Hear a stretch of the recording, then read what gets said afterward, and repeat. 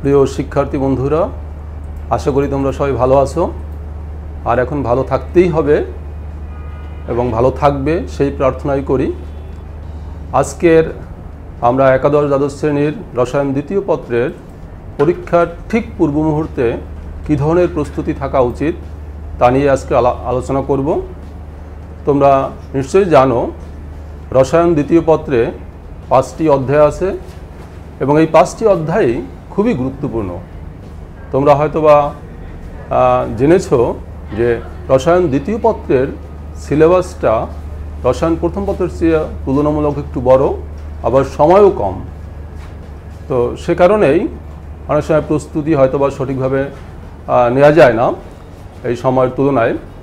তবুও আশা করি তোমরা একটা ভালো প্রস্তুতি নিয়ে ফেলছো। তো আজকের আমি তোমাদের এই রসায়ন দ্বিতীয় পত্রের যে অধ্যায়ভিত্তিক গুরুত্বপূর্ণ বিষয়সমূহ নিয়েই কিছু আলোচনা করব। তো প্রশ্ন প্রণয়ন যখন করা হয়, প্রশ্ন প্রণয়নকারী চেষ্টা করেন একটা অধ্যায়ের সব অংশ থেকেই প্রশ্ন করার। তবে কখনো দেখা যায় যে কোনো অংশ থেকে হয়তো সিকিউ কোশ্চেন ভালো করা যায়, আবার কোনো অংশ থেকে সিকিউ কোশ্চেন করা যায় না। সেই ক্ষেত্রে ওই যেখান দিয়ে সিকিউ কোশ্চেন করা যায় না সেখান থেকে এমসিকিউ কোশ্চেন করে থাকেন। তাই অধ্যায়ের প্রত্যেকটা অংশই গুরুত্বপূর্ণ। তবে তোমাদের যে মানসিকতা, তাতে দেখা যাচ্ছে তোমরা সিকিউর উপর বেশি গুরুত্ব দাও। মানুষের ভাবো যে একবার রিডিং পড়লে হয়তো বা এমসিকিউ তোমরা পারবে, সে কারণে এমসিকিউর গুরুত্বটা একটু কম দাও। কিন্তু দেখো এমসিকিউর নম্বর কিন্তু একটা সঠিকভাবে পারলেই 1 নম্বর, সুতরাং এমসিকিউর গুরুত্বটা কম দেওয়া যাবে না। তো তোমরা আশা করি সেটা লক্ষ্য রাখবে। তো আমি আজকের, যেহেতু তোমরা সিকিউর গুরুত্ব বেশি দিচ্ছ, আমি সিকিউর উপরেই গুরুত্বটা আমিও বেশি দেব যাতে তোমাদের কিছু সাহায্যে আসে। আমি অধ্যায়ভিত্তিক আলোচনায় চলে যাচ্ছি। প্রথমেই আমি রসায়ন দ্বিতীয় পত্রের প্রথম অধ্যায় পরিবেশ রসায়ন নিয়ে আলোচনা করব। তো পরিবেশ রসায়নের প্রথম দিকে কি আছে আমরা একদম ধারাবাহিকভাবেই কথাগুলো বলার চেষ্টা করছি। প্রথমেই আমরা দেখব যে বিভিন্ন একক সম্পর্কে ধারণা দেব। এসটিপি, এসএটিপি, তোমরা এগুলো জেনেছো যে এসটিপি কি, স্ট্যান্ডার্ড টেম্পারেচার প্রেশার। যদি পরীক্ষায় কোশ্চেন আসে এসটিপি কি, তুমি কতটুকু লিখবে? এই এসটিপির পূর্ণ নামটা লিখবে, ইংলিশেই লিখবে, এবং স্ট্যান্ডার্ড টেম্পারেচার কত সেটা মেনশন করবে। Standard temperature 0 degree Celsius, standard pressure কত 1 অ্যাটমসফিয়ার, এবং মোলার আয়তন কত, এই এসটিপিতে মোলার আয়তন কত সেটা উল্লেখ করবে, 22.4 লিটার। এটুকু লিখলেই তুমি হয়তো 1 নম্বর থাকলে 1 নম্বরই পাবে। এরপর আসি আমি এসএটিপি। এসএটিপি হলো, এর পূর্ণ নাম হলো standard ambient temperature and pressure. তো এক্ষেত্রে এসএটিপি থেকে একটু ভিন্ন রকম। এখানে স্ট্যান্ডার্ড টেম্পারেচার যেটা সেটা হলো 25 ডিগ্রি সেলসিয়াস, এবং স্ট্যান্ডার্ড প্রেশার যেটা সেটা হলো 100 কিলো প্যাসকেল, এবং মোলার আয়তন হলো 24.789 লিটার।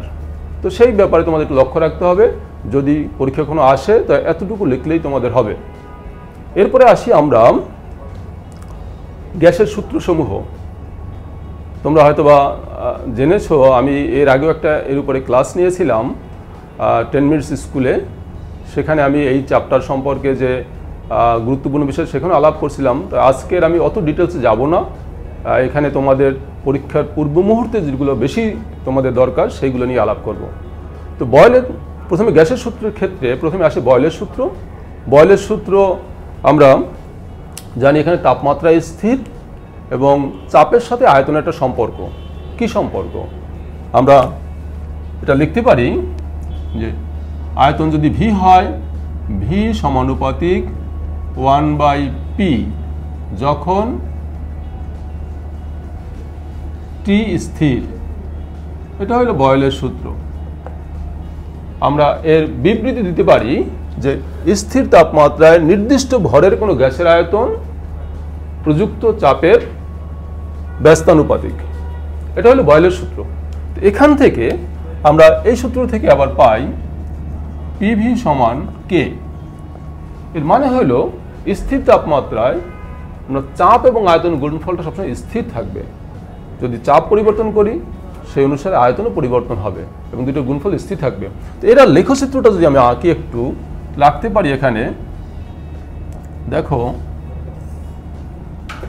যদি আমরা এখানে এটা এক্স অক্ষ, এটা হলো ওয়াই অক্ষ, এদিকে আমরা নিলাম হলো পি আর এদিকে নিলাম হলো ভি, গ্রাফটা কেমন হবে? আমরা দেখতে পাচ্ছি যে গ্রাফটার নেচারটা হলো এরকম। এটা হলো তাপমাত্রা T1, এটা হলো T2, এটা হলো T3। ভিন্ন ভিন্ন তাপমাত্রায় আমরা আয়তন বনাম চাপ এর লেখচিত্র অঙ্কন করলে এরকম পাই। তো এটাই একটা উদ্দীপক হতে পারে। উদ্দীপকটা কীরকম? হয়তোবা উদ্দীপকে এরকম এক্স অক্ষ ওয়াই অক্ষ দেওয়া আছে, তবে এখানে কিছু মান দেয়া থাকতে পারে, এরকম ভিন্ন ভিন্ন মান দেয়া আছে। এখানে বলা হলো এই উদ্দীপকের লেখচিত্রটি কোন সূত্রকে সমর্থন করে ব্যাখ্যা করো, বা গাণিতিকভাবে ব্যাখ্যা দিতে পারে। যদি এখানে মান দেয়া থাকে, তুমি যে কোনো একটা বিন্দু নিয়ে এই বিন্দুতে তুমি যদি এখান থেকে এর চাপ এবং সে দুটোর গুণফল দেখো কত আসে, আরেকটা এর উপর আরেকটা বিন্দু নাও, সেখান থেকেও তুমি এর চাপ এবং আয়তনের গুণফল বের করো। যদি দেখো যে দুই ক্ষেত্রেই চাপ এবং আয়তনের গুণফল সমান, তাহলে তুমি বলতে পারবে এটা বয়লের সূত্রকে সমর্থন করে, এবং সেই সূত্রটাকে তুমি সূত্রটা কি সেটাও বলতে পারো। এটা একটা উদ্দীপকের মতো কাজ করতে পারে। আবার সূত্র অনুসারে আবার এই লেখচিত্রকে আমরা এভাবেও লিখতে পারি, এটা এক্স অক্ষ, এটা ওয়াই অক্ষ, এদিকে যদি আমরা ভি নেই আর এদিকে নিলাম হলো 1/p। আমরা দেখেছি এখানে যে ভি এর সাথে 1/p হলো সমানুপাতিক, পি এর সাথে ব্যস্তানুপাতিক, কিন্তু 1/p এর সাথে সমানুপাতিক। এর লেখচিত্র এটা কেমন হবে যে এখানে যদি 1/p বাড়ে, ভিও বাড়বে। এখানে আমরা দেখব যে রেখাগুলো এরকম হবে, এরকম সমানুপাতিক। এটাও একটা উদ্দীপক হতে পারে। উদ্দীপক এখানে যদি আমাদের এরকম ভ্যালু দেওয়া থাকে অনেকগুলো, এরকম আমরা এটা যদি T1 হয়, এটা হলো T2, এটা হলো T3, আমরা যে কোনো একটা নির্দিষ্ট তাপমাত্রা যদি T1 ধরি, সেক্ষেত্রে একটা বিন্দু যদি নেই এখানে, এই বিন্দুটার আমি দেখব যে এর 1/p কত, ভি কত। 1/p থেকে আমি p এর মান বের করতে পারবো। আবার আরেকটা বিন্দু যদি আমরা নেই, অনুরূপভাবে আমরা এখান থেকে p এবং v বের করতে পারবো, এবং যদি দেখি উভয় ক্ষেত্রে p v এর মান ধ্রুব সংখ্যা, তাহলে বলতে পারবো এটা বয়লের সূত্রকে সমর্থন করে। যদি এরকম উদ্দীপক থাকে, আরও একটা গ্রাফ এখানে আছে, যদি আমরা এদিকে pv নেই, এদিকে p নেই, তাহলে আমরা দেখব যে p যখন বাড়াবো pv এর মানটা বাড়তেছে না, pv ধ্রুব সংখ্যা থাকতেছে। এটাও একটা উদ্দীপক হতে পারে, এরকম ভিন্ন ভিন্ন হতে পারে। আবার এখান থেকে অন্যভাবেও থাকতে পারে। অন্যভাবে যেমন ধরো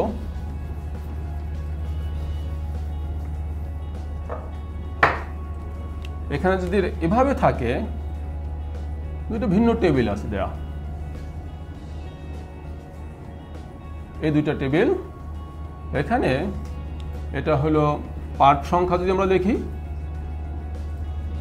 এটা পার্ট সংখ্যা, এটা আমরা দেখলাম p, এটা v, আরেকটা আমি ঘর আঁকি, এটা হলো pv।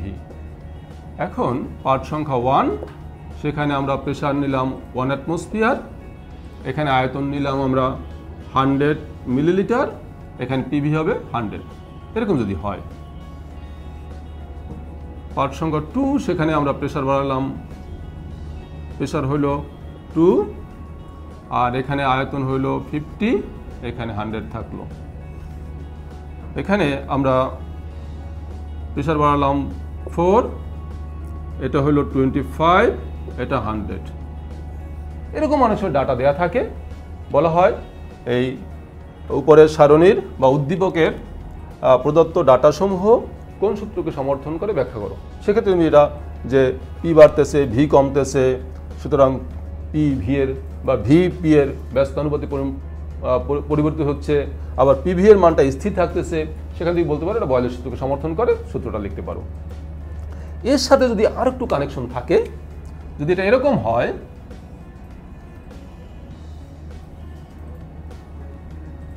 এখানেও এরকম পার্ট সংখ্যা থাকলো, এরকম ভিন্ন ভিন্ন মান দেয়া আছে। আর এক্ষেত্রে যদি পিভি এবং পিভি, এখানে 1, এটা 100, এটা 100, এটা আমরা 2 করলাম, এটা হয়ে গেল 40, এটা হলো 80, এটা 4 করলাম, এটা হয়ে গেল 30, এটা হলো 120। এরকম যদি হয়, তো এক্ষেত্রে এটা কি হলো, এই দুইটা ভিন্ন টেবিল, এখানে যে বলা হয় যে এই দুইটা উদ্দীপকের প্রদত্ত ডাটাসমূহের ভিন্নতার কারণ বিশ্লেষণ করো। তো এক্ষেত্রেও পিভি, এক্ষেত্রেও পিভি, কিন্তু এখানে পিভিটা কনস্ট্যান্ট আছে, এটা হলো কনস্ট্যান্ট নেই। দুটি স্থির তাপমাত্রা যদি থাকে, এর কারণ কি? তখন তোমাকে কি ইঙ্গিত দিচ্ছে? এখানে ইঙ্গিত দিচ্ছে এটা হলো আদর্শ গ্যাস, সেই জন্য এরা বয়লের সূত্রকে সমর্থন করছে বা গ্যাসের সূত্রকে সমর্থন করছে। এটা হলো যেহেতু পিভি এর মানটা ভিন্ন ভিন্ন হচ্ছে, আমরা দেখতে পাচ্ছি প্রথম পিভি ছিল যা পরবর্তীতে কমছে, আবার বৃদ্ধি পাচ্ছে।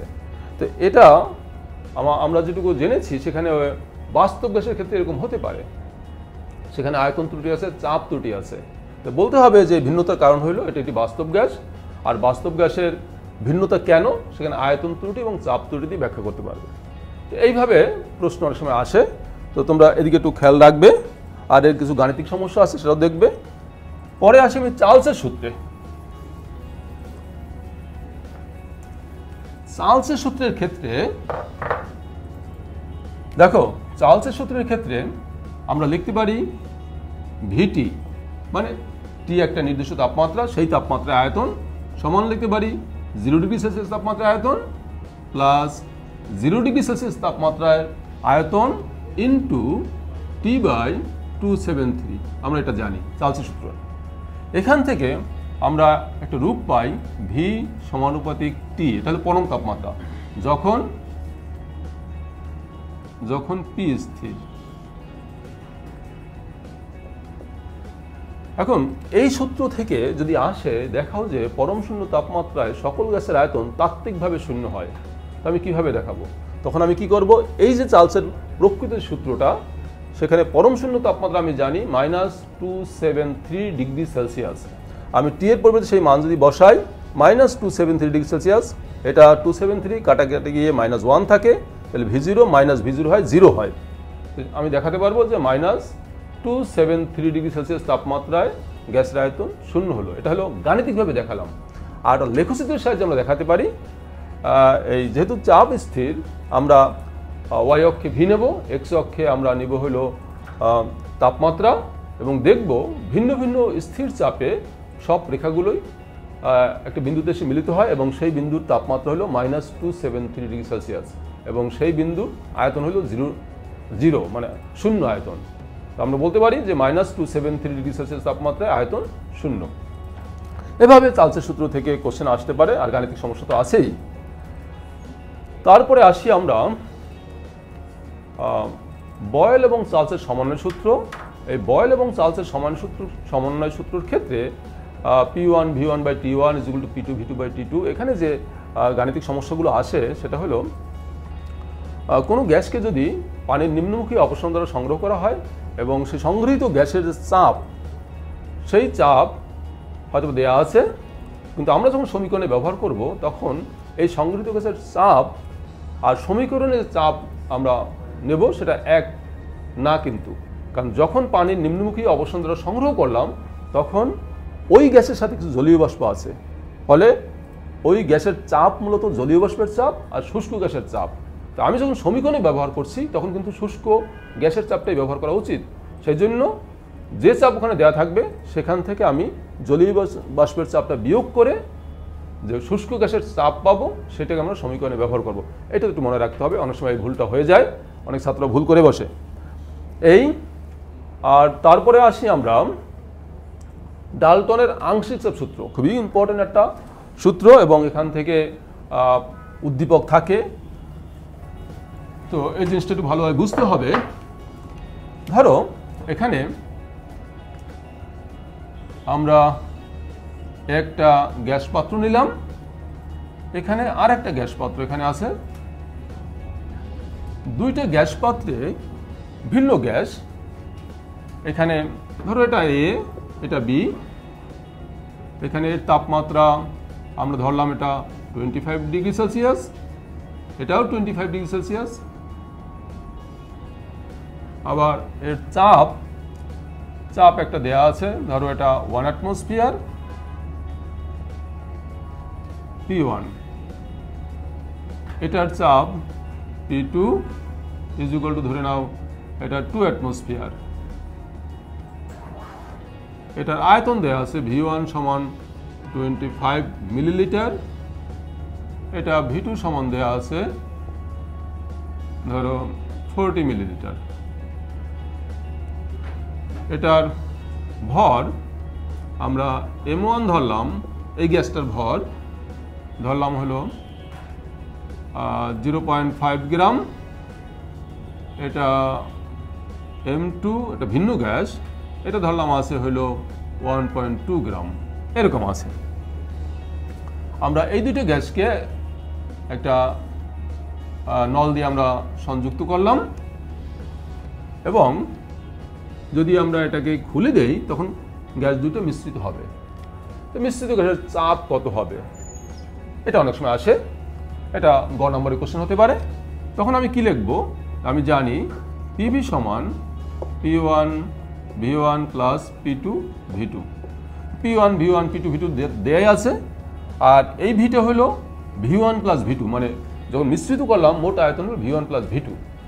তো আমি সেটাও বসালাম, আমি এটা জানি, এটা জানি, এটা জানি, তাহলে এই P তো সহজে বের করা যাবে, মোট চাপ আমরা বের করলাম। আবার চাইতে পারে যে এর আংশিক চাপ কত, যখন গ্যাস দুটো মিশ্রিত করা হলো তখন এর আংশিক চাপ কত বা এর আংশিক চাপ কত। তখন আমি কি করব? তখন আংশিক চাপ বের করার ক্ষেত্রে আমার পদ্ধতি হলো, আমি তখন ভাববো আংশিক চাপ কাকে বলে, যখন মিশ্রণের একটা উপাদান মিশ্রণের মোট আয়তন এককভাবে বা একাই দখল করে তখন যে চাপ দেয় সেই চাপকে বলা হবে ওই উপাদানটির মিশ্রণের সাপেক্ষে আংশিক চাপ। এখন আমি যদি এর আংশিক চাপ বের করতে চাই, তাহলে যখন খুলে দিলাম তখন ধরে নিতে হবে যে এ একাই দুইটা পাত্রে আয়তন দখল করেছে। যদি দখল করে থাকে তখন যে চাপ দেবে সেটা আংশিক চাপ, তো সেটা আমরা ধরলাম P, আর তখন আয়তন হইল V1 প্লাস V2। তাহলে এটা হলো মানে যখন দুইটা পাত্রের আয়তন একাই দখল করলো, আর ছিল কি সে আগে P1 V1 এটা ছিল, আর পরবর্তী হলো এটা। এটা আমরা জানি, এটা জানি, এটা জানি, P বের করা যাবে না, এটাই তার আংশিক চাপ। অনুরূপভাবে আমি এটারও আংশিক চাপ বের করতে পারি যদি চাই কোশ্চেনে। আবার সেই দুইটা আংশিক চাপ যোগ করলে মিশ্রণের মোট চাপ পাওয়া যাবে। এখন এ একটা হতে পারে। এছাড়া কি হতে পারে, এই দুইটা গ্যাসের মধ্যে কোন গ্যাসের ব্যাপনের হার বেশি? ব্যাপনের হার এটা হলো গ্রাহামের ব্যাপন সূত্র থেকে আমরা জানি নির্দিষ্ট তাপমাত্রা ও চাপে কোনো গ্যাসের ব্যাপনের হার ওই গ্যাসের আণবিক ভরের বর্গমূলের ব্যস্তানুপাতিক। মানেটা হলো যে ব্যাপনের হার যে আর হয়, আর সমানুপাতিক √1/m, যখন চাপ এবং তাপমাত্রা স্থির থাকে। তখন এটা যদি হয় তাহলে আণবিক ভর বেশি হলে ব্যাপন হার কম হবে, আণবিক ভর কম হলে ব্যাপন হার বেশি হবে। তো আমার প্রথম কাজ কি? আমি যদি এই কোনটার ব্যাপন হার বেশি বের করতে চাই তাহলে আমার প্রথম কাজ হবে আণবিক ভর বের করা। তা এখানে যে ডাটা দেওয়া আছে সেখান থেকে আণবিক ভর বের করা যাবে কিনা। আমি একটা জিনিস জানি যে PV is equal two nRT। nRT মানে হলো ওই গ্যাসের ভর বাই তার আণবিক ভর। এটাকে W দ্বারা প্রকাশ করা, G দ্বারাও প্রকাশ করা, অনেক সময় আমি M দ্বারা প্রকাশ করতে পারি। আর হইল RT। দেখো এই গ্যাসের জন্য তুমি কি কি জানো? P জানো, V জানো, M জানো, R জানো মোলার গ্যাস ধ্রুবক, T জানো। তবে এক্ষেত্রে তোমার একটু সতর্ক থাকতে হবে একক সম্পর্কে। কারণ দেখো তুমি এখানে পিটা তুমি ব্যবহার করলে অ্যাটমসফিয়ার, V দেয়া আছে মিলিলিটার, তুমি যদি সরাসরি মিলিলিটার এখানে বসিয়ে দাও অঙ্ক হবে না। কারণ এখানে আর যেটা তুমি কোন এককে বসাতে চাও, যদি তুমি এটাকে লিটার অ্যাটমসফিয়ার এককে বসাতে চাও, লিটার অ্যাটমসফিয়ার এককে আর এর মান 0.082 litre atmosphere per kelvin per mole, তাহলে তোমার অন্য এককগুলো লিটার অ্যাটমসফিয়ার থাকতে হবে। তো তুমি পিটাকে অ্যাটমসফিয়ার ঠিক বসালে ভিটাকে তোমার লিটারে নিতে হবে। মিলিলিটার আছে, আমি এটাকে ভাগ করব 1000 দিয়ে, তাহলে লিটারে আসবে। পেলাম এটা লিটার 25/1000 যা আসে এম, গ্যাসের ভর গ্রাম, এটা ঠিক আছে। লিটার অ্যাটমসফিয়ারে ভরের একক আমরা গ্রাম রাখতে পারি বা রাখা হয়। আর আর হইল 0.028 litre atmosphere per kelvin per mole. T হলো পরম তাপমাত্রা, যেটা দেওয়া আছে 25 ডিগ্রি, সেটাকে আমি কেলভিন স্কেলে নেব 273 যোগ করে, পরে আমি এম বের করতে পারবো। অনুরূপভাবে এই অংশটা আমি এম বের করলাম, তারপর দেখবো আমি কোনটার আণবিক ভর বেশি, যেটা আণবিক ভর বেশি সেটা ব্যাপন হার কম হবে। এভাবে আমি ব্যাখ্যা দিতে পারি। তো তোমার এখানে অঙ্ক যখন করবে, অঙ্কের কিন্তু সাধারণত এটা গ নম্বরের কোশ্চেন থাকে, প্রয়োগ যেটা।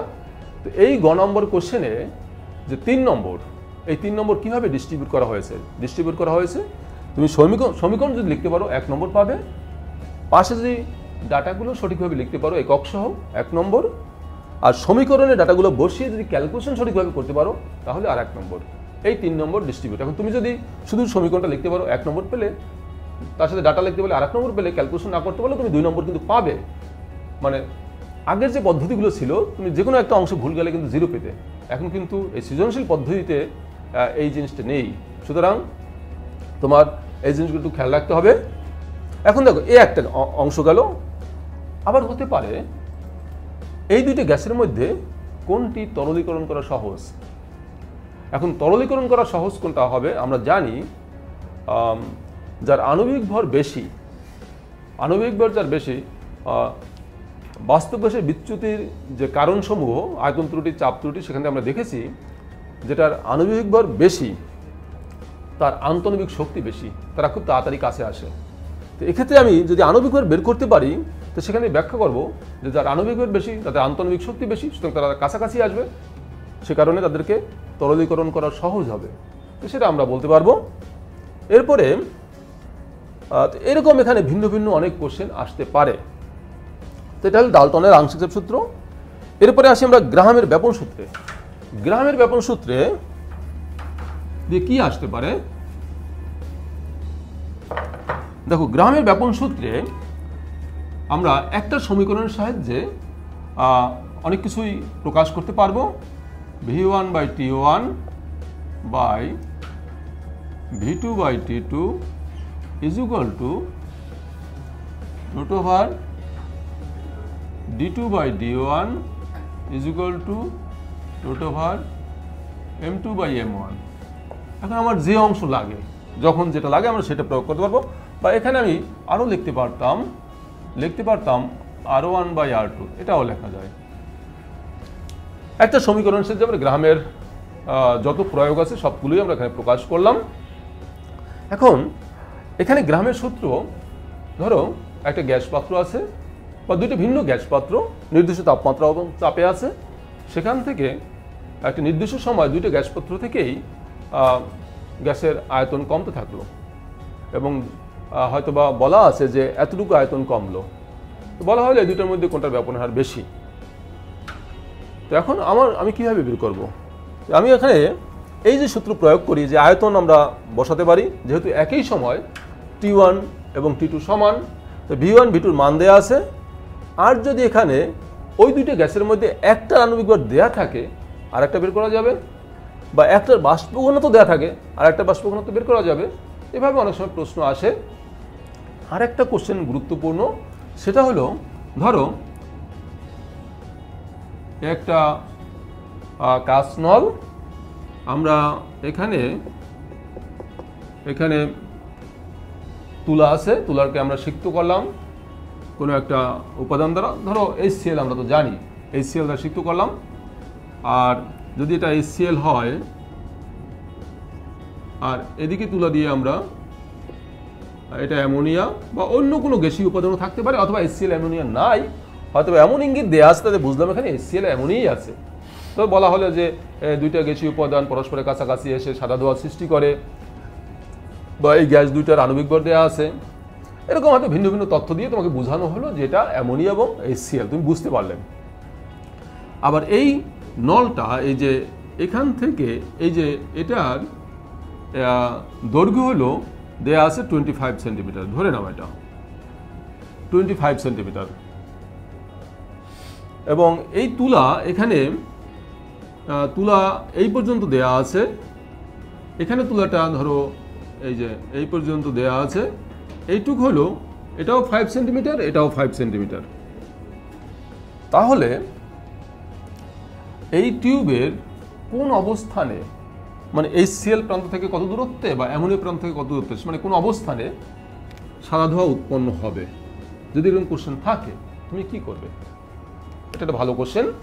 সেক্ষেত্রে আমি কি করতে পারি, আমি জানি এই যে R1/R2, R1/R2 মানে ব্যাপনের হার, ব্যাপনের হার, হার মানে কি বেগ, বেগ কাকে বলে? একক সময় অতিক্রান্ত দূরত্ব।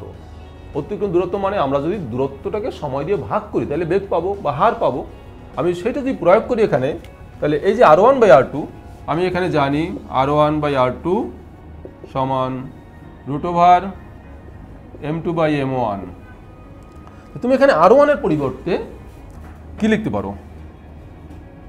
R1 এর পরিবর্তে আমরা লিখতে পারি এই যে অতিক্রান্ত দূরত্ব। তুমি যদি এই প্রান্ত ধরো, ধরে নাও এই প্রান্ত থেকে এটা x দূরত্বে গিয়ে মিলিত হবে, x, এইটু হলো x। তো তুমি এখানে এই যে দূরত্বটুকু x বাই সময়, সময় t ধরে নিলাম। আবার এদিকে দূরত্ব কত হবে? তাহলে এখানে তুমি যদি এখান থেকে আনো এই 5 সেন্টিমিটার বাদ, এখানেও যদি ধরি আমি এই 5 সেন্টিমিটারের পরে এটা x, তাহলে আমরা 5, 5, 10, তো আমি লিখতে পারি যে 10, 25 থেকে 10 মাইনাস করে থাকবে 15। তো এখানে লিখতে পারি যেটা হবে 15 - x by t is equal to √M2/M1। এখানে M1 হলো, আমি যদি ধরি HCl তার আণবিক ভর লিখবো, আর M2 যদি ধরি অ্যামোনিয়া তার আণবিক ভর লিখবো। তো এখানে শুধু টি কাটা যায়, x এর মান বের করলে হলো। তো x মানে এখান থেকে যে দূরত্বে সে ওই সাদা ধোঁয়া উৎপন্ন করবে। এখন এখানে 5 সেন্টিমিটার উল্লেখ থাকে তখন দুটো বাদ দিয়ে দিতে হয়, আর অনুসারে 5 সেন্টিমিটার উল্লেখ না থাকলে একদম শেষ প্রান্ত থেকে যদি যায় তখন আমরা আর এই 5টা মাইনাস করবো না, তখন আমি পুরোটাই 25 ধরে হিসাব করব। তো এরকম অনেক অঙ্ক আসে। তো এ ব্যাপারে তুমি একটু যত্নশীল হবে, একটু দেখে নেবে, এবং এই ধরনের উদ্দীপক যা আছে সেই অঙ্কগুলো একটু প্র্যাকটিস করবে। তো এটা হলো গ্রামের ব্যাপন সূত্র। এরপর একটা ইম্পর্টেন্ট জিনিস আছে, হ্যাঁ, বর্গমূল গড় বর্গবেগ, রুট মিন স্কয়ার ভেলোসিটি। তোমরা এটা জানো সবাই, এটা কমন জিনিস। অনেক সময় আসে যে 25 ডিগ্রি সেলসিয়াস তাপমাত্রায় নাইট্রোজেন গ্যাসের বর্গমূল গড় বর্গবেগ কত হবে? একটাই সূত্র, c = √3RT/m। সেখানে c হল বর্গমূল গড় বর্গবেগ, আর এই যে √3RT/m সেখানে তুমি কোন এককে বসাবে সেটা তুমি একটু সচেতন থাকবে। যদি 3RT, এই r এর মান যদি তুমি SI-তে বসাও, তাহলে নিচের m দেখো c = √3RT/m। এখানে যে ভুলটা হয় তোমাদের একক নিয়ে, তুমি এখানে r এর মান বসালে 8.316 জুল পার কেলভিন পার মোল, এটা বসালে, এটা কিন্তু SI একক। তখন তুমি এমটা কি বসাবে? নাইট্রোজেন বলা আছে। এখন নাইট্রোজেন তুমি জানো, নাইট্রোজেন আণবিক ভর হলো 28 গ্রাম পার মোল। এটা কিন্তু SI একক না, এটা হলো CGS একক, গ্রাম পার মোল। তুমি যদি এটা SI-তে কনভার্ট করতে চাও তখন কি করতে হবে? 28 × 10⁻³ কেজি পার মোল। এই ব্যাপারে তোমার সচেতন থাকতে হবে। যখনই মানগুলো বসাবে, টি পরম তাপমাত্রা যেটা আছে 25 যদি থাকে 2273 ক্যালভিন যা আসে। এখন তুমি এই যে মানটা পেলে, এর এককটা কি হবে? একক হবে, এটা তো বেগ হবে মিটার পার সেকেন্ড। আর যদি তুমি এখানে এটা CGS-এ বসাও 8.316 10⁻7 আর্ক পার ক্যালভিন পার মোল, আর্ক এটা হলো SI একক, এই CGS একক, তখন তুমি এটা 28 গ্রাম পার মোল রাখতে পারবে। তখন এই C এর মানটা হবে সেন্টিমিটার পার সেকেন্ড। একক সম্পর্কে খুব সচেতন থাকবে। যদি কোনো কোনো এই সমীকরণে আর থাকে তখন অন্য অন্য এককগুলো কিন্তু আর এবং অন্য মানে এককগুলো একই হওয়া উচিত, না হলে অঙ্ক অনেক সময় মিলবেই না, হয়তো যদি মেলেও কখনো ভুল পদ্ধতিতে মিলবে। তো এটা একটা ব্যাপার খেয়াল রাখবে। আর এখান থেকে আরেকটা গুরুত্বপূর্ণ বিষয় হলো গতিশক্তি। দেখো গতিশক্তি অনেক সময় অনেক ঝামেলা হয় তোমাদের। গতিশক্তি kinetic energy is equal two আমরা লিখতে পারি 3/2 nRT। এই সমীকরণটা আমরা পাই গ্যাসের গতীয় সমীকরণ হতে। এখন এনটা হলো মোল সংখ্যা, আর হলো মোলার গ্যাস ধ্রুবক, টি তাপমাত্রা। এক্ষেত্রেও তুমি আর কোন এককে বসাবে, যদি সিজিএসে বসাও তখন এটা পাবে আর্গে, যদি এটা এসআইকে বসাও তখন পাবে তুমি জুলে। তো তুমি যে একক বসাবে সেই অনুসারে মানটাও লিখবে, শেষ এককটাও লিখবে সেই অনুসারে। এখন দেখো তুমি যদি এখানে এন এর মান 1 বসাও, মানে 1 মোল গ্যাসের জন্য, তখন কি দাঁড়ায় 3/2 RT। আর ধরো কার্বন ডাই অক্সাইড বলা হলো 25 ডিগ্রি সেলসিয়াস তাপমাত্রায় 5 গ্রাম কার্বন ডাই অক্সাইডের গতিশক্তি কত। এখন এই যে 25 গ্রাম, তখন তুমি এখানে কি লিখবে, এন এর মান কি লিখবে, এন ইজ ইকুয়াল টু, এটা ছিল যদি 5 গ্রাম হয়, এই 5 গ্রামকে আমি ভাগ দেবো কত দিয়ে, আণবিক ভর দিয়ে। কার্বন ডাই অক্সাইড আণবিক ভর কত 44, তো আমি এখানে 44 দিলাম। তাহলে আমি পাবো কি এন এর মান মোল সংখ্যা, সেটা আমি এখানে বসিয়ে দেবো, আর এর মান বসাবো, টি এর মান বসাবো, হয়ে যাবে। আর যদি বলা হয় যে 1 মোল কার্বন ডাই অক্সাইড, তখন আমি এন এর পরিবর্তে আমি তখন বসাবো কি 1 বসাবো, আর অন্যগুলোর মান বসালাম, হয়ে গেল। যদি বলা হয় একটি অণুর কার্বন ডাই অক্সাইডের একটি অণুর গতিশক্তি হতো, একটি অণু, এটা হলো 1 মোল। 1 মোল মানে কি অ্যাভোগাড্রোর সংখ্যা সমান সংখ্যক। তো আমি যদি এখন একটি অণুর বের করি তখন কি হবে 3RT/2 এই এন হলো অ্যাভোগাড্রোর সংখ্যা, আমি অ্যাভোগাড্রোর সংখ্যা দিয়ে ভাগ করবো। তোমরা নিশ্চয়ই বুঝতে পারছো। এই ধরনেরই আসে, যদি 5টি অণুর আসে তাহলে এটা যদি একটি অণু হয়, এটাকে 5 দিয়ে গুণ করলে 5টি অণু হবে। এরকম আমি মোলে কনভার্ট করে নিতে পারি। দেখো 5টি অণু, সেটাকে আমি মোলে কনভার্টও করতে পারি। 5টি অণুকে যদি আমি অ্যাভোগাড্রোর সংখ্যা দিয়ে ভাগ দেই তাহলে মোল আসবে, সেটা আমি এখানে এনে পরিবর্তে সেই মানটা বসাতে পারি। এভাবে আমি ভিন্নভাবে এর গতিশক্তি বের করতে পারি। এটা অনেক সময় প্রশ্ন আসে পরীক্ষায়। তো এই হলো গতিশক্তি। গতিশক্তির পরে আমরা আসব আদর্শ গ্যাস, বাস্তব গ্যাস। এটা খুবই একটা গুরুত্বপূর্ণ অংশ, এখান থেকে প্রায় সৃজনশীল প্রশ্ন থাকে।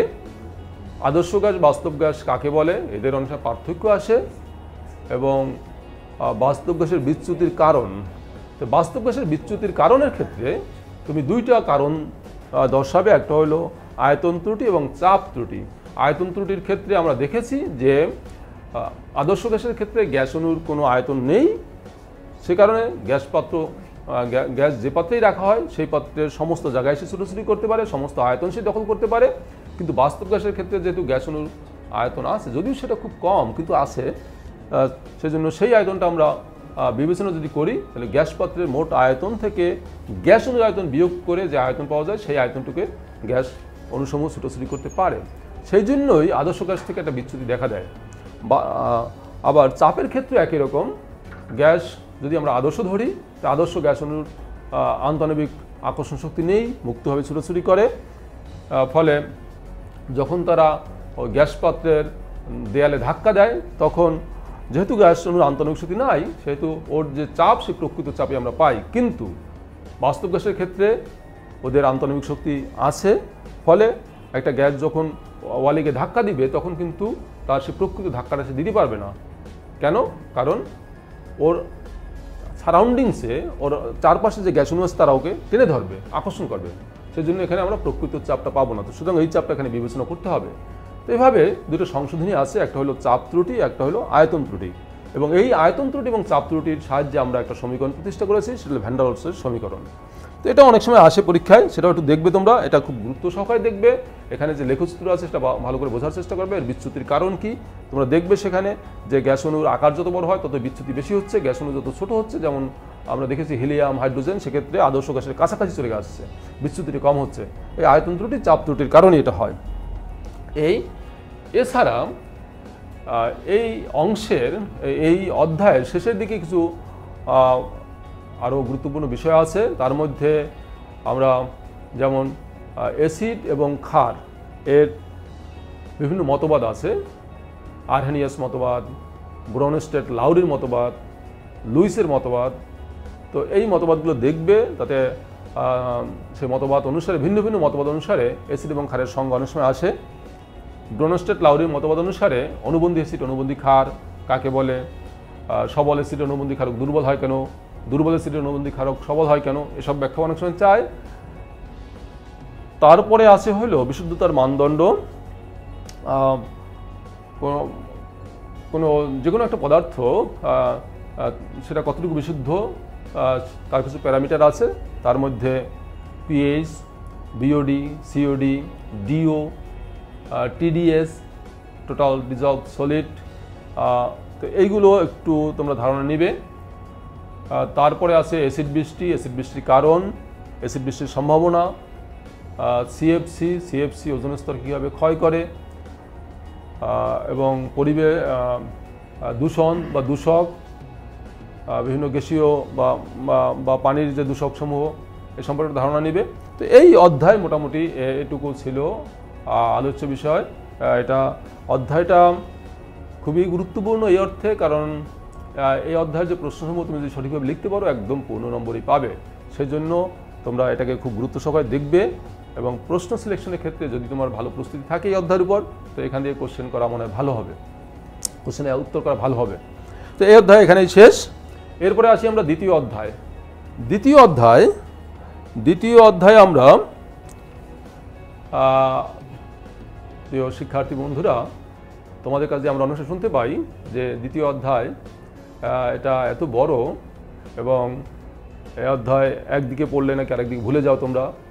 তো দেখবে এই অধ্যায় যদি তুমি একটু সিস্টেমেটিক পড়তে পারো, তাহলে এই অধ্যায় সবচেয়ে ইন্টারেস্টিং, তোমরা সবচেয়ে বেশি ইন্টারেস্ট পাবে এখানে। তো যাই হোক, তুমি যেভাবে প্রস্তুতি নিয়েছো সেভাবেই ভালোই নিয়েছো হয়তো, কিন্তু যেটুকু প্রস্তুতি নিয়েছো সেটুকু কিন্তু তুমি পরীক্ষাতে সঠিকভাবে লিখতে পারো, সেই চেষ্টা তোমার থাকতে হবে।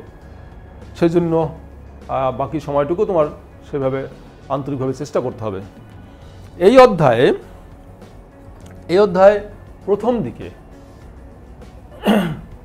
দিকে আছে জৈব রসায়ন, জৈব যৌগ, জৈব যৌগের শ্রেণীভাগ, সমগোত্রীয় শ্রেণী, কার্যকরীমূলক, এর একটা সাধারণ ধারণা আছে। তোমরা হয়তো বা এটা 19-ও শিখে থাকতে পারো, আর এখানেও একবার পড়লে তোমরা বুঝতে পারবে। সমগোত্রীয় শ্রেণী এর সংজ্ঞা আসে অনেক সময়, এর বৈশিষ্ট্য আসে, আবার আসে যে দুইটা সমগোত্রীয় শ্রেণীর উদাহরণ দাও, তাদের কার্যকরীমূলক লেখো, তাদের কার্যকরীমূলকের গাঠনিক সংকেত লেখো, এরকম অনেক সময় আসতে পারে। কার্যকরীমূলক কাকে বলে এটাও আসতে পারে, বা দুইটা কার্যকরীমূলক সংকেতও চাইতে পারে। তো সেটা পারবে তোমরা সবাই, সহজ জিনিস আছে। তারপর আসে নামকরণ করার ক্ষেত্রে 3 পদ্ধতিতে নামকরণ করা যায়: সাধারণ পদ্ধতি, উদ্ভূত পদ্ধতি, ইউপেক পদ্ধতি। তো এর মধ্যে ইউপেক পদ্ধতিটাই তোমরা বেশি গুরুত্ব দাও, এবং অনেক সময় প্রশ্নও আসে ইউপেক পদ্ধতির নামকরণ। 3টা পড়লেই ভালো, না পারলে ইউপেক অবশ্যই পড়বে। তো এখন এই নামকরণ, আরেকটা কথা বলা হয় সবসময়, জৈব রসায়ন নামকরণের রসায়ন। যারা নামকরণ ভালো পারে তারা জৈব রসায়ন ভালো পারে, কারণ জৈব রসায়ন এত যৌগ, এত বড় বড় যৌগ, তুমি যদি নামই না জানো কীভাবে পড়বে?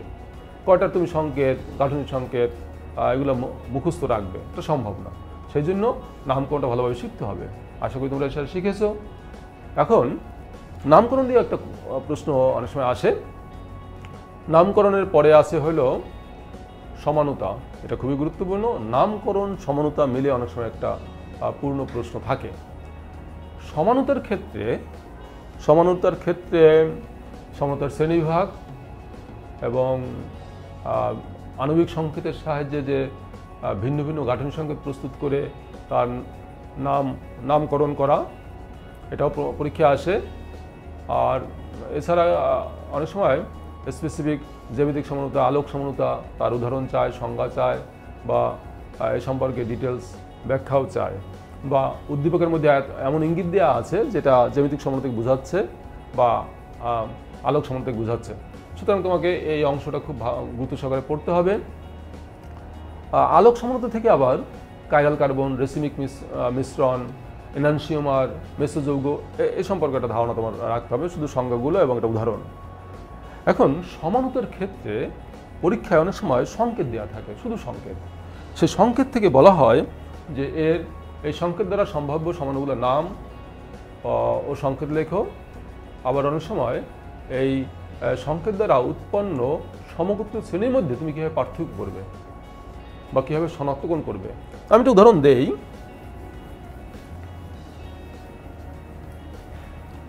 দেখো,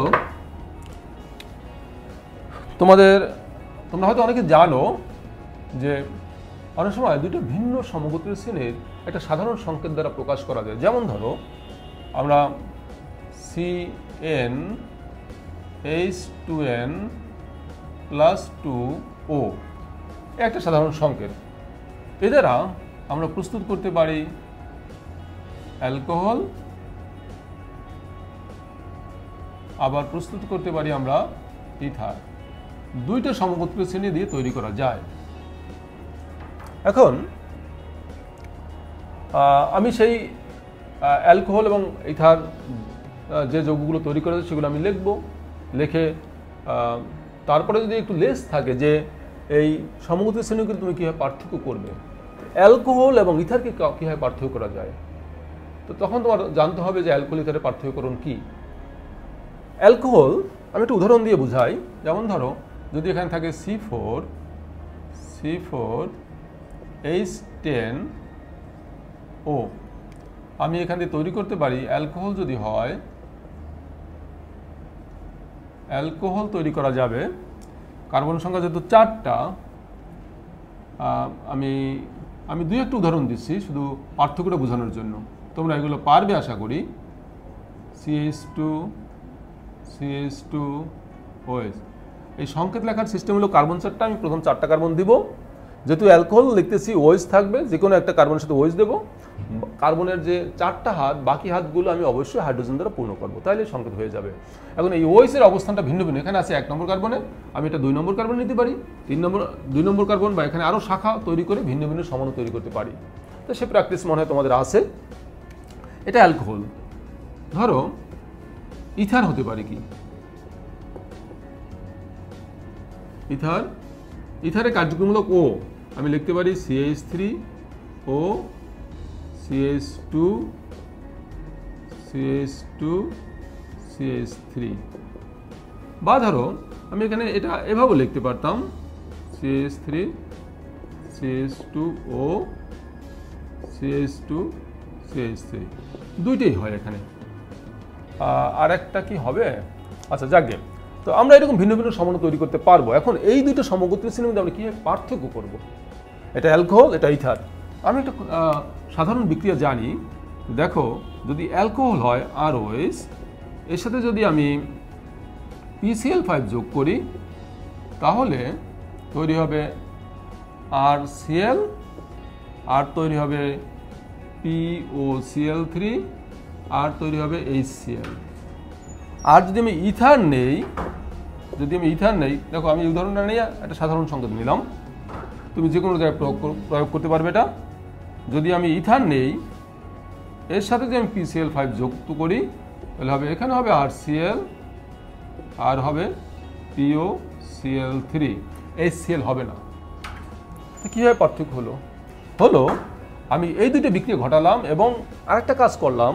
দুইটো বিক্রিয়া হওয়ার পরে আমি এই বিক্রিয়া পাত্রের উপরে যদি একটা অ্যামোনিয়া সিক্ত কাচদণ্ড ধরি, যেহেতু এখানে HCl উৎপন্ন হয়েছে, তো HCl আর অ্যামোনিয়া যুক্ত হয়ে অ্যামোনিয়াম ক্লোরাইড, সাদা ধোঁয়া উৎপন্ন হবে। আর এক্ষেত্রে যেহেতু HCl উৎপন্ন হয়নি, সুতরাং এখানে সাদা ধোঁয়া আমরা দেখব না। এভাবে আমরা দুটোকে পার্থক্য করতে পারি। আর একটা পার্থক্য হলো, অ্যালকোহলের মধ্যে যদি আমরা সোডিয়াম যোগ করি, এই বিক্রিয়া দিবে খুব দ্রুত হাইড্রোজেন উৎপন্ন হবে, আর ONA হবে, আর হাইড্রোজেন, এখানে বিক্রিয়াটা হবে না। এভাবে আমরা পার্থক্য করতে পারি। এটা অ্যালকোহল, ইথার। এভাবে আমরা যদি এরকম থাকতো একটা যৌগ,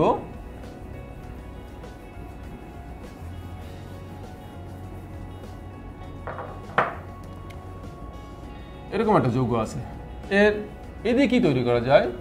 এ দিয়ে হবে অ্যালডিহাইড, আর এখানে হবে কিটোন। এখন এই যে অ্যালডিহাইড এবং কিটোন, এটাকে আমি কিভাবে পার্থক্য করব? অ্যালডিহাইড আমরা একটা উদাহরণ নিয়ে কথা বলি, C4H8O। এখানে অ্যালডিহাইড যেটা হলো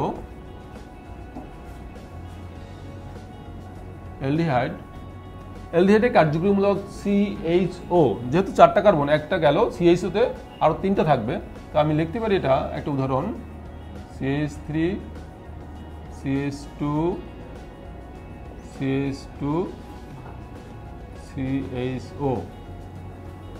আর হলো কিটোন, আরো এখানে আরো অনেকগুলো আমি উদাহরণ দিতে পারবো, তোমরাও পারবে আশা করি সেটা। কিটোন এটা হবে CH3 C++O CH2 CH3, এটা হলো কিটোন। এখন যদি বলা হয় যে এই যে সমগোত্রীয় শ্রেণী দুইটা উৎপন্ন হলো, এদেরকে আমরা কীভাবে পার্থক্য করব? আমি জানি অ্যালডিহাইড এটাকে সহজে জারিত করা যায় কোনো জারক দ্বারা, কিন্তু কিটোনকে সহজে যায় না।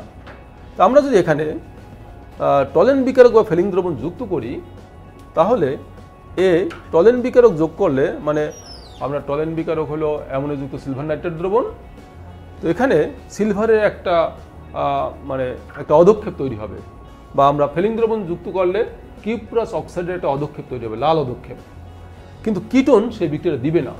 এভাবে আমরা অ্যালডিহাইড এবং কিটোনের মধ্যে পার্থক্য করতে পারি।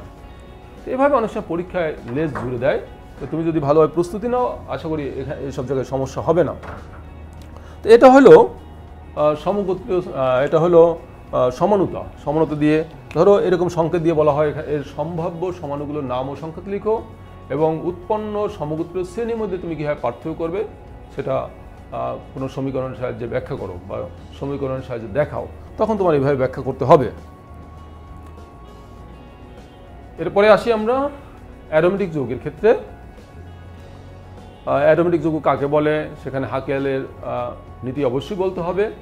আর তাছাড়া অনেক সময় একটা যৌগ দেওয়া থাকে, ধরো বেনজিন বা টলুইন বা ফেনল বা নাইট্রোবেনজিন একটি অ্যারোমেটিক যৌগ, তখন অ্যারোমেটিক যৌগের বৈশিষ্ট্য তোমার কি এবং এই যৌগটার মধ্যে সে বৈশিষ্ট্য আছে বিধায় এটা অ্যারোমেটিক যৌগ, সেটা বলতে হবে। তো এবারে তোমরা যে কোনো একটা উদাহরণ যদি জানো তাহলে অন্যগুলো লিখতে পারবে। অ্যারোমেটিক যৌগ থেকে কিছু গুরুত্বপূর্ণ প্রশ্ন আছে, তার মধ্যে একটা হলো অর্থ প্যারা নির্দেশক এবং মেটা নির্দেশক। অর্থ প্যারা নির্দেশক মেটা নির্দেশক দিয়ে অনেক সময় কোশ্চেন আসে।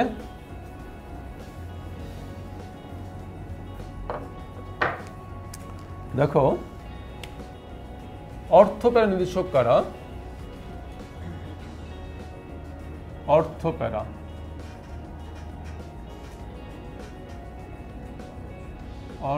প্যারা নির্দেশক,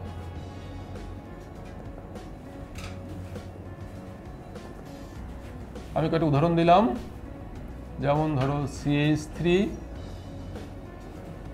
NH2 OH এরকম আছে। আর মেটা নির্দেশক হলো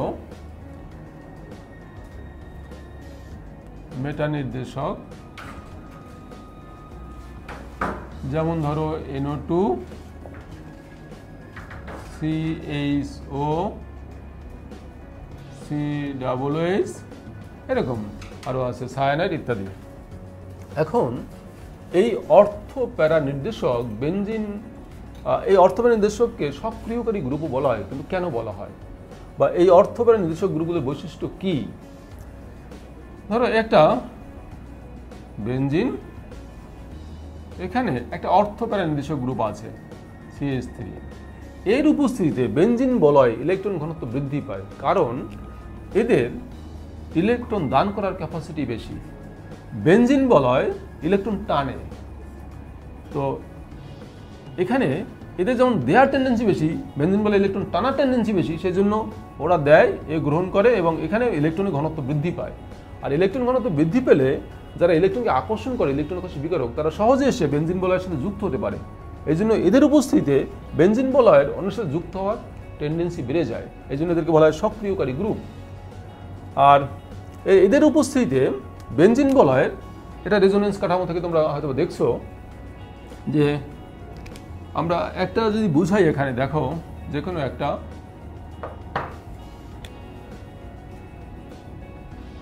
আমরা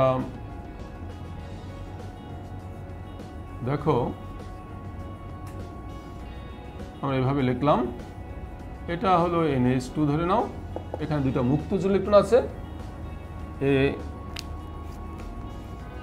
এই দুটি ইলেকট্রন এখানে আসলো, তখন এই ইলেকট্রন যখন এখানে আসে তখন এই দুটি ইলেকট্রনকে সে বিকর্ষণ করে, কারণ ইলেকট্রন বিকর্ষণ করে, ফলে এই দুটি ইলেকট্রন এখানে আসবে। তো আমরা পাবো হলো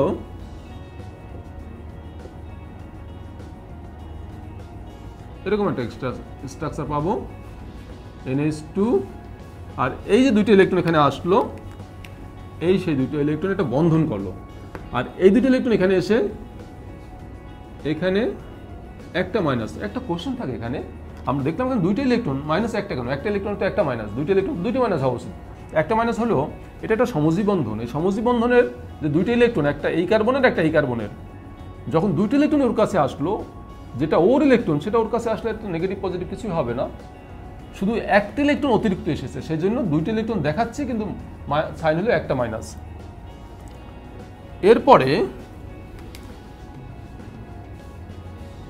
এই দুটো ইলেকট্রন এখানে আসবে, তখন এই দুটো ইলেকট্রন আবার এখানে চলে যাবে, তাহলে আমরা পাবো কি, এখানে পাবো হলো এরকম একটা স্ট্রাকচার পাবো, এখানে NH2, এই দুটো ইলেকট্রন যখন এখানে আসে এখানে ইলেকট্রনের ঘাটতি হয়, সেই জন্য এখানে আমরা একটা প্লাস চিহ্ন দেই, এই, আর এখানে এই দুটো ইলেকট্রন, এটা প্লাস সাইন, এখানে একটা নতুন বন্ধন হলো, এখানে দুটো ইলেকট্রন চলে গেল, এটা এখানে থাকলো। পরবর্তীতে আমরা এখানে দেখাচ্ছি